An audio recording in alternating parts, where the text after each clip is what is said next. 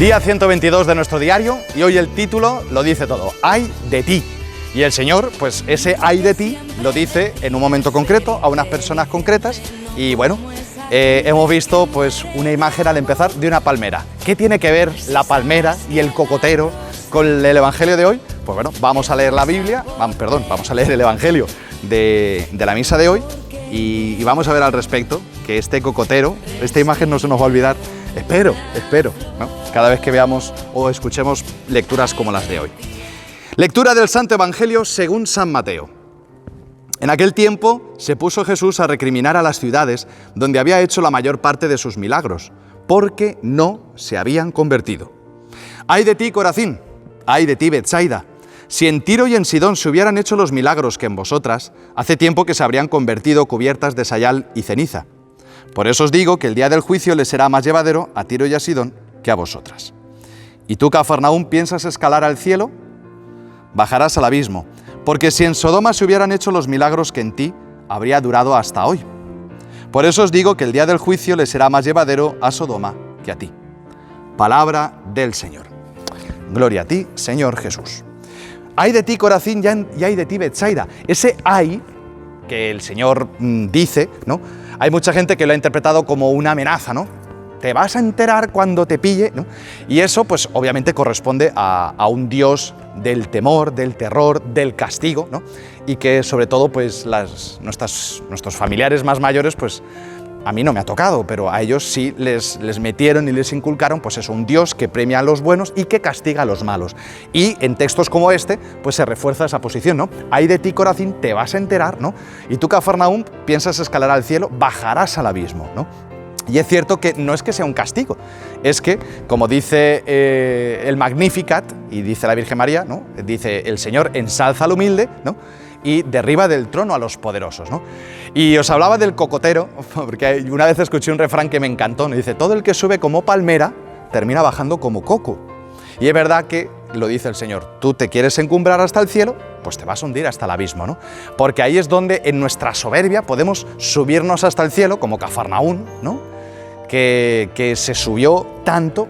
Cuando vayamos a Tierra Santa, no sabemos cuándo, porque esto del coronavirus está cada vez más loco, ¿no? El día que podamos ir a Tierra Santa, iremos a Cafarnaúm y conoceremos el lugar donde Cristo vivió en la mayoría del tiempo de su ministerio público. Y es donde se hicieron la mayoría de sus milagros, ¿no? De curaciones, de hecho, fijaros cuando aparezcan textos, y estando en Cafarnaúm, en la sinagoga de Cafarnaúm, y se conservan las ruinas de ciertos edificios, y Cafarnaúm es la ciudad, por así decirlo, agraciada por todos los milagros. Y por eso dice el Señor, si en Sodoma se hubieran hecho los milagros que se han hecho en ti, se hubiera convertido, ¿no? Porque ¿qué le ha pasado a Cafarnaúm? Que ha visto tantísimos milagros que han convertido a Jesús en un milagrero, ¿no? Y al final lo que le exigen es los signos, ¿no? Es que tienes que hacerlo, ¿no? Y por eso llega un momento que Jesús suspira y dice, Dios mío, ¿hasta cuándo tendré que soportaros, ¿no? O sea, ¿qué queréis? Si no veis signos, no creéis. Y ahí es donde Cafarnaúm pues se cree merecedora de que Jesús tiene que hacer los milagros y curar a todo el mundo, y ellos se lo merecen, y que si Cristo está ahí es porque ellos se lo merecen. Y pone el Señor la comparación entre Cafarnaúm, ¿no? Que se subió, ¿no? y se hundió. De hecho, está al pie del lago y en ruinas, ¿no? De hecho, no existe Cafarnaúm hoy.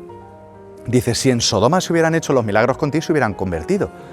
Y pone el Señor, a los judíos les mete el dedo en la llaga, porque Sodoma y Gomorra, si nos vamos al Antiguo Testamento, a la época de Abraham, en el libro del Génesis, son las ciudades impenitentes, ¿no?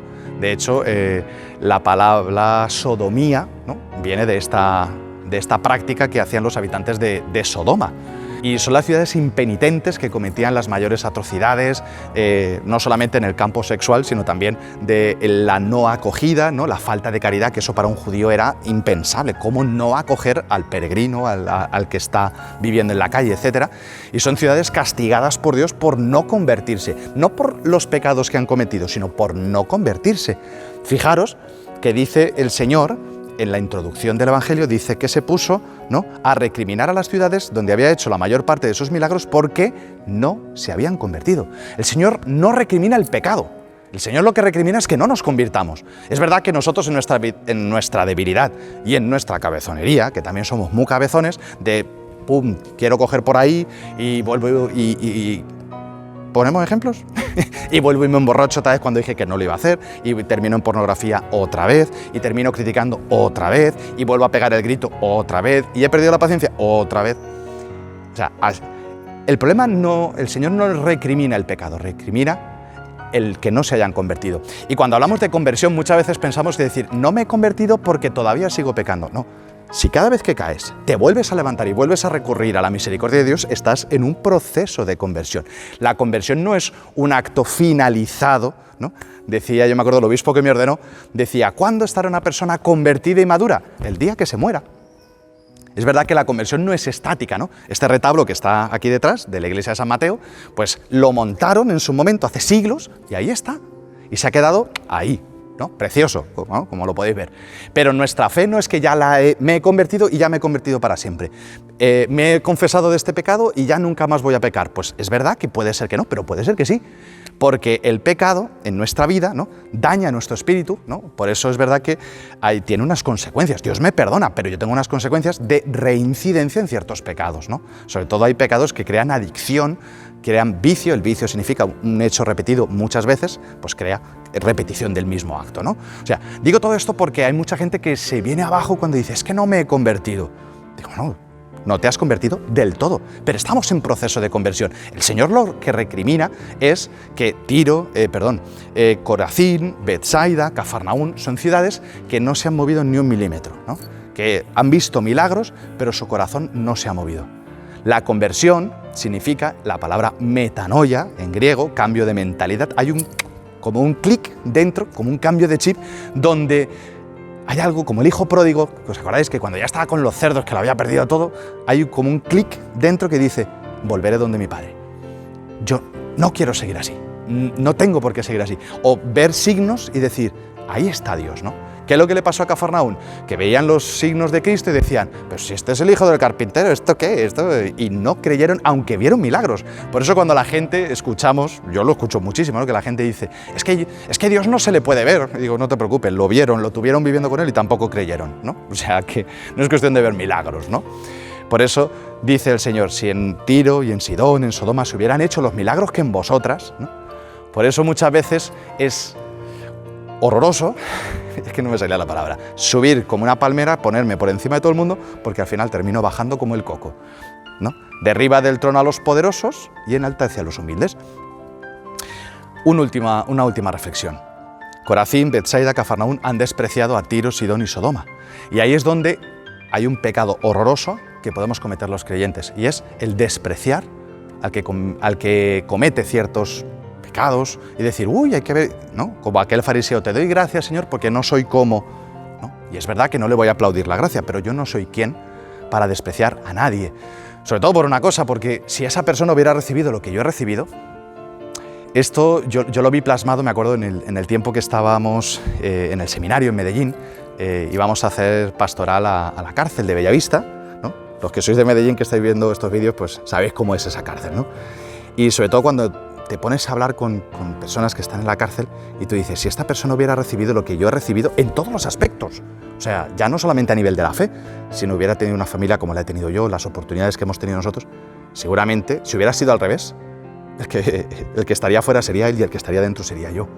No somos quien para juzgar a nadie, ¿no? Porque es verdad que no todo el mundo ha recibido pues la oportunidad, a lo mejor, ¿quiénes somos nosotros para que a mí alguien me anunciara el amor de Dios? O alguien me hablara de eso, o tener una familia donde se me ha inculcado la fe. Es un regalo que Dios me ha dado. Hay gente que no ha tenido eso, ¿no? Por eso no somos quien para despreciar a nadie. Al contrario, ¿no? Dios nos ha dado las manos para atenderlas, para anunciarles también a ellos, ¿no? Si Sodoma, Tiro y Sidón hubieran tenido los milagros que el Señor, pues si el Señor ha hecho milagros en mi vida, estoy llamado a dárselo también a esta persona y no despreciarla, no dar a nadie por perdido, ¿no? Es verdad que no le voy a decir, no le voy a aplaudir, ¿no?, su pecado, pero sí estoy llamado a anunciarle la misericordia y que también él puede entrar en esta dinámica de conversión que es, en definitiva, a la que el Señor pues, nos invita a todos, ¿no? No ser como una palmera, os habéis fijado, la palmera tira para arriba, para arriba, para arriba, y al final, cuanto más alto subes, más duro va a ser la caída del coco, ¿no? Así que nada, quedaros hoy con la palmera para que el Señor pues nos regale la humildad, simplemente saber que lo que somos es lo que Dios hace en nosotros y lo que hemos recibido, y que ojalá mucha gente también a través de lo que Dios nos ha dado a nosotros pueda conocerlo a Él. Así que nada, hasta aquí nuestro vídeo de hoy. Seguimos recibiendo los vídeos que vosotros nos mandáis y un día de estos os pegamos la sorpresa. Hasta mañana y vaya usted con Dios. Hoy más que nunca la Iglesia ofrece toda su ayuda. En el nombre del Padre y del Hijo. Sumando X logramos un mundo mejor.